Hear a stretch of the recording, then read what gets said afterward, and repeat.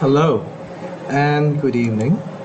Welcome to our beginners course. Now, many few months and last year have asked me about learning meditation and whether I did an introductory course to Zen. So that's why I've decided to run this beginner's guide course. Now, it will take place over several weeks and on every Thursday night at 8:30 p.m. Malaysia time. So I hope you will join us. It is suitable for those completely new to meditation, as well as those who have been practicing for some time and want a bit of a refresher. So I'll be streaming live on Facebook as well as on YouTube for free. Okay, so you can join us then. So here we go. Let's see. Okay.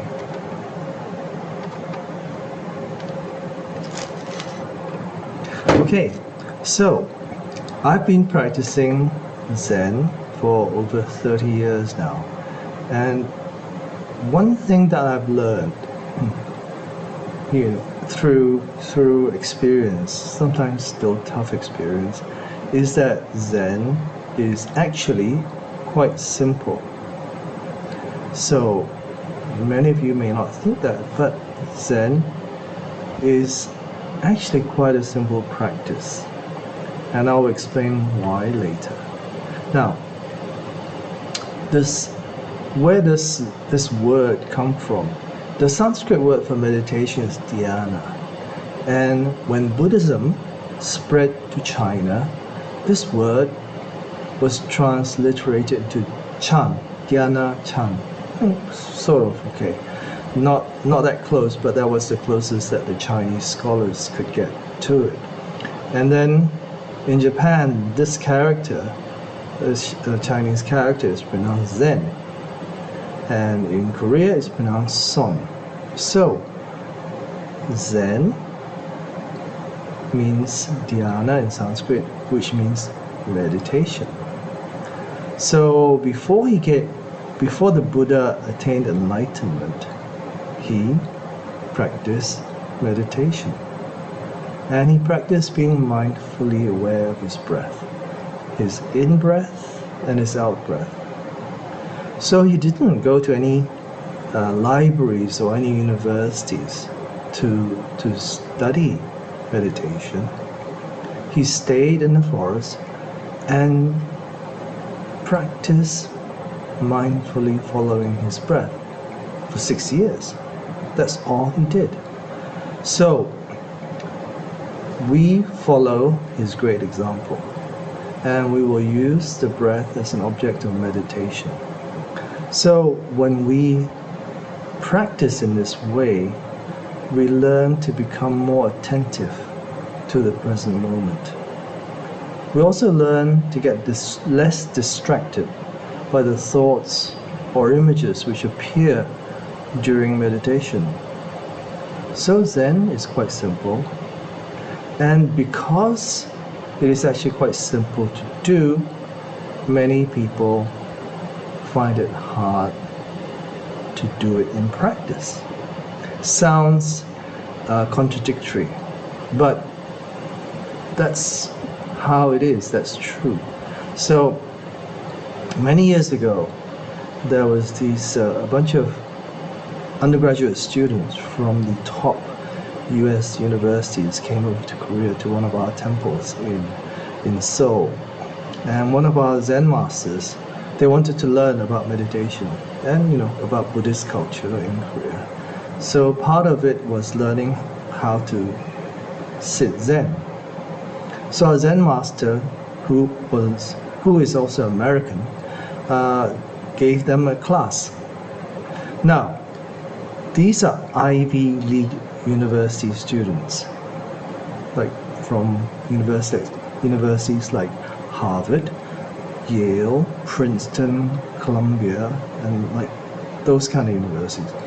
They are one of the smartest, they are probably the smartest students, university students in the USA, because it's very hard to get into these top universities. You have to be very good. It's like trying to get into Cambridge or Oxford as well. So he taught them a very simple meditation, and then they tried practicing together for about 5 minutes. So they were, for many of them, they had to sit on the floor, cross-legged, And for many of them, it was kind of difficult to do because they're not used to sitting on the floor. They're used to sitting in chairs. But anyway, they tried their best and sat for 5 minutes. And afterwards, they talked about it. And, even for short 5 minutes, these students found that they could not pay attention to their breath for the whole short duration of 5 minutes.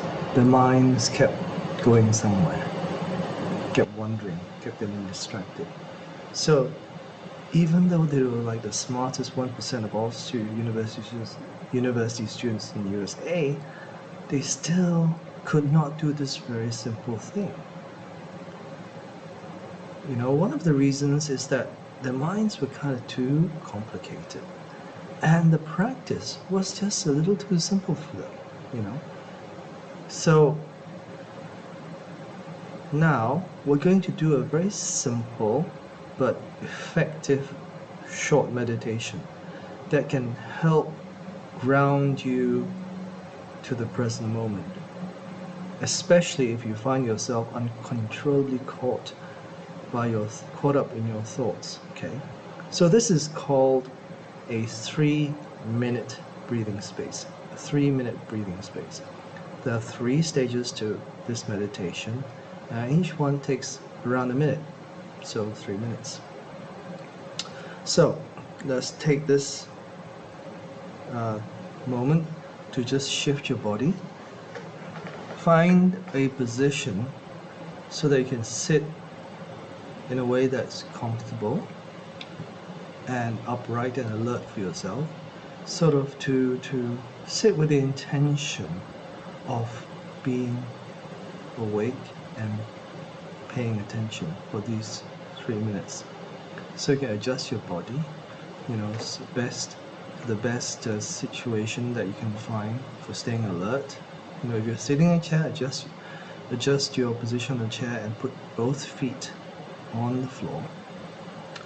Okay, now when you feel you've got the right posture and feel comfortable, let your eyes close, or if you like to keep them open them slightly and find an area on the floor and gaze softly at it with a soft focus and a steady gaze. And then the first step of the 3-minute breathing space is to look at what's happening right now in your mind. It's like looking at the weather inside of you. Just becoming curious about what's going on, not trying to judge it or to change anything. So, what sort of thoughts, what are the patterns of thinking that are going through your mind? What sort of feelings or emotions are there? And what sort of bodily sensations are there? What sort of body feelings? Just take a moment to just notice. And that's all you have to do. Notice the thoughts, feelings, emotions, body sensations.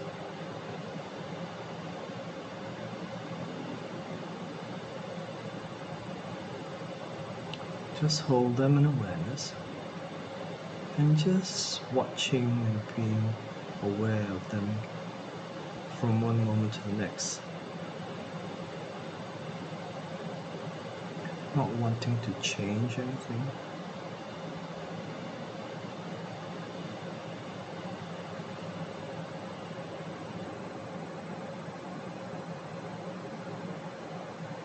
Now, see if you can let go of that. Let go of observing what's going on in your mind. And then bring your attention to a focus, like a spotlight, down onto your belly. Shining a spotlight on your belly. And feeling the breath as you breathe in and out. Breathing in, the belly rises or expands a little bit. Breathing out, it falls or contracts. Just see if you can bring the spotlight of your awareness onto this sensation of your body breathing in your lower belly.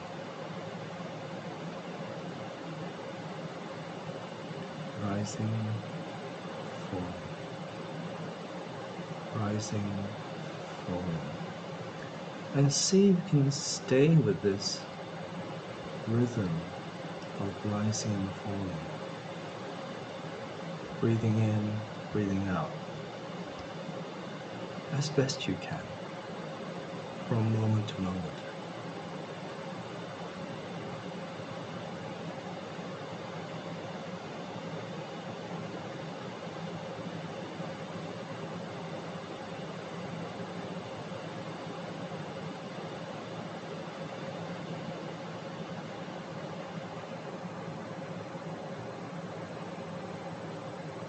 Now, see if you can expand your attention around this breath, around the belly, and allow your attention to expand and radiate out into the whole body.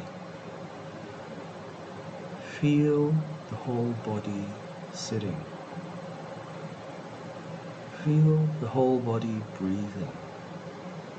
From the top of your head down to the bottom of your feet.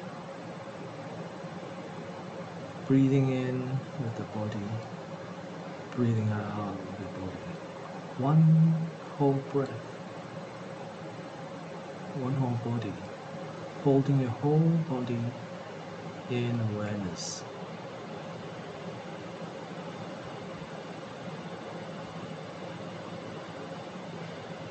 In expansive awareness.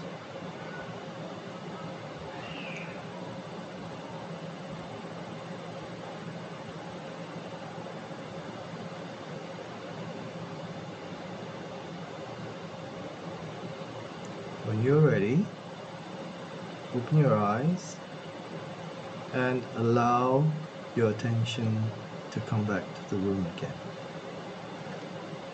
Okay, so that is the 3-minute breathing space. You can think of it, the whole 3-minute practice, is shaped like a timer. You know, this timer where you have a sand in it. You know, so the timer is shaped like this, right? With a narrow neck in the middle. So you first start at the top. The first stage is to just notice what's going on inside. Okay, then you bring your focus to your attention to a sharp focus, like a spotlight on your belly breathing. Okay, noticing the rise and fall of the belly. Then after that, you let it expand again. Okay, let it expand again, and now allowing it to expand and radiate out to hold your whole body in awareness. Okay, so that is the general idea behind this 3-minute breathing space. Now, you don't have to be that strict to make it last only 3 minutes. It can be 5 minutes or so. I think we took about 4 or 5 minutes. But it's just, there's 3 stages in it, and it's very helpful. It's a very helpful short meditation, and many people who have done meditation or mindfulness courses report that this is the most common one they come back to if they want to ground themselves very quickly. So I hope you'll try this meditation out and see how, as you practice it, see how it helps you. Okay. So earlier I said Zen is simple. It is simple because you can learn the technique in less than 5 minutes.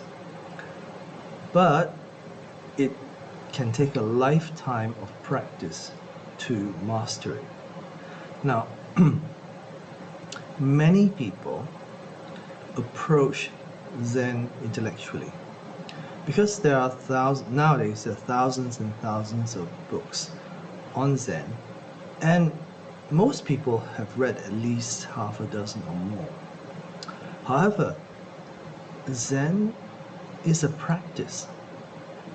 It is something that you do instead of something that you think about. It's kind of like when you go to a restaurant, maybe it's a very good restaurant, and you go in and then you read the menu. And the menu is very detailed. It tells you this dish contains what, and is cooked in this style. So you can study the whole menu and you understand perfectly what the restaurant has to offer and how it's served, and you probably have a good idea of how it might taste like. But if you leave and not eat, you will never know, never have the experience of what that food is like, how good it is, or maybe how ordinary it is. So Zen is like that. It requires the practice, not just reading, because the experience is very important. Like I said before, the Buddha didn't go to any universities or attend any classes or read any books about practicing meditation.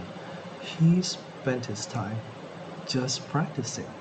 So if we would like to follow his example, then that's what we should also do. Spend more of our time on practice rather than reading. It's not to say that reading is no good, but if you only read for the sake of reading, that's not going to help you in your practice. So what I find is most helpful is to read, to find some inspiration to practice. So when I read something and it inspires me to practice, that's how I feel that the reading has actually helped me. Okay? So many years ago in the United States, a Zen student got very interested in Zen from reading the book called The Platform Sutra of the Sixth Patriarch. Now, some of you might have come across that. It's one of the most famous sutras, and it's definitely one that anyone who's interested in Zen or in meditation should read. Okay, because it tells the story of this famous Zen master, the most famous Zen master in China, the Sixth Patriarch, Myong. Okay, so anyway, as this student read the book, he was fascinated by the story of Myong, who was a very, very poor firewood seller. Then one day he heard somebody reciting the Diamond Sutra, and he heard the phrase, which is in the sutra, don't attach to any thinking that appears or arises in your mind. And this Myong, when he heard that, his mind, they say, opened. He attained enlightenment. So that really got him, how does that happen? So he really tried to understand what was in this phrase. So try as he might, he couldn't not understand how this sixth patriarch could get so far with just one simple phrase. He kept reading and rereading the phrase over and over again. Don't attach to anything that appears or arises in your mind. But nothing. No great insight, no flash of enlightenment. So he decided, I have to ask some great Zen master. And it happened that Zen Master Sung San was teaching in Los Angeles at that time. So he called up the Zen Center to get an appointment and got one. So he went and at the correct time. But Zen Master Sung San was really busy. You know, a lot of people wanted to see him. So he had to wait for more than an hour to see Zen Master. So finally got to his turn, and he was shown into the Zen Master's room. So he bowed respectfully, and the Zen Master said, please sit down. Then Zen Master Sung San, this is the first time they ever met, and he was very friendly but quite direct. He said, you have a question? Then the student said, yes, sir, I have a question about the Diamond Sutra. And it's this phrase in the Diamond Sutra that the sixth patriarch heard and attained enlightenment. How did he get it? I don't understand. So then Zen Master Sung San said to him, yeah, come closer. Show me this phrase, show me. So then the student sort of shuffled closer and showed Zen Master the book. And then Zen Master said, where is this phrase? Where's this phrase? So then he got closer again, and then he pointed, he put his finger on the book, on the place, on the page where the phrase was. He said, right, this one, this phrase right here. So at that very moment, Zen Master Sung San grabbed the back and front cover of the book, and then bam, slammed it on his finger. Slammed it quite hard. But it's not, Diamond Sutra is not a thick book, so it didn't really hurt very much. Then, the student pulled his finger back, was shocked, his eyes were like big as saucers. And it's like this bam, he was shocked. And he felt like, suddenly woken up or shocked by something. And then Zen Master Sung San spoke very loudly to him, said, no more reading. Who are you? No more reading. Who are you? Then he said, he felt like when Zen Master Sung San kind of shouted at him, it was like this shock wave that hit him. And he was stunned. He couldn't say anything. Who are you? Just like that question completely stunned him. And after what seemed like an eternity, he's kind of like collected himself. And then he said to us later, told us later, his first thought was, I found my teacher. He is my teacher.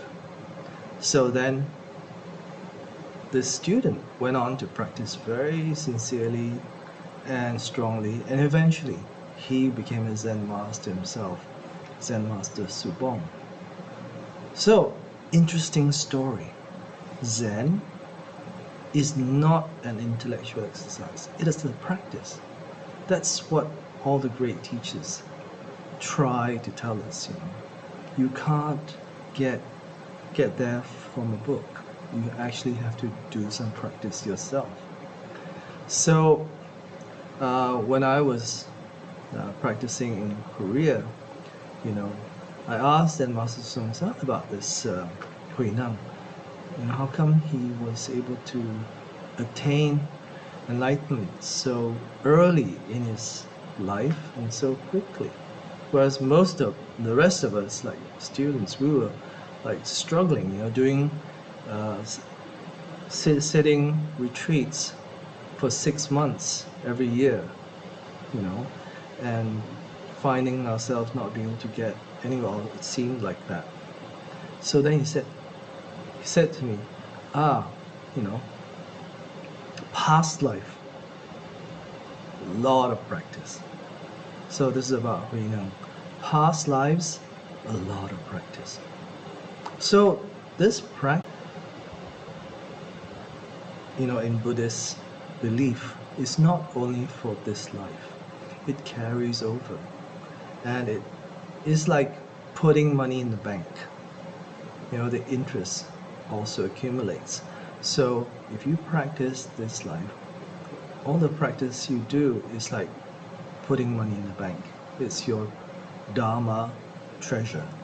And then it will help you in future lives.